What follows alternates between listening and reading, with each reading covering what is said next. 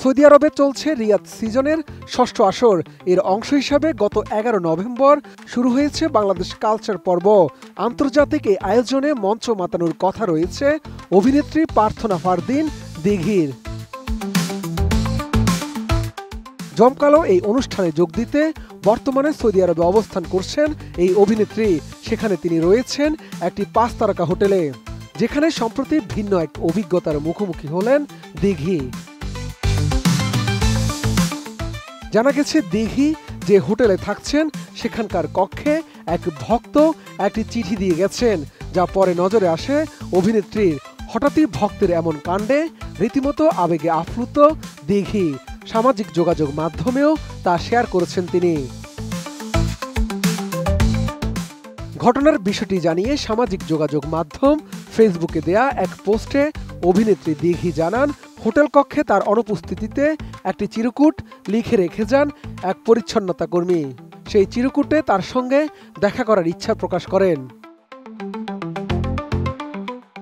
Mona Lisa heavy flow 15 piece প্যাকেটের সাথে 8 পিসের একটি প্যাকেট একদম ফ্রি। দিঘি লিখেছেন, সকালবেলা হোটেল থেকে বের হওয়ার সময় রিসিপশনে বলে গিয়েছিলেন তার রুমটা যেন পরিষ্কার করে রাখা হয়। অনেক হাঁটাহাঁটি করে 2 হাত ভর্তি শপিং করে রুমে ঢুকে দেখেন তার রুমে একটা ছোট চিরকুট রাখা। আবেগে আপ্লুত এই অভিনেত্রী লিখেন, সম্ভবত যিনি রুম ক্লিন করেছিলেন তিনি বাঙালি।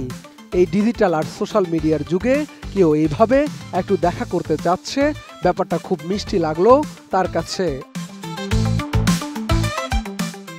দিঘি আরও বলেন, এই নোটটার মাধ্যমে আবারও নতুন করে উপলব্ধি করলেন ভালোবাসা এখনও চিঠিতে বসবাস করে, আর তা এমন ভক্তদের জন্য এখনও নিজের পায়ে দাঁড়িয়ে আছেন।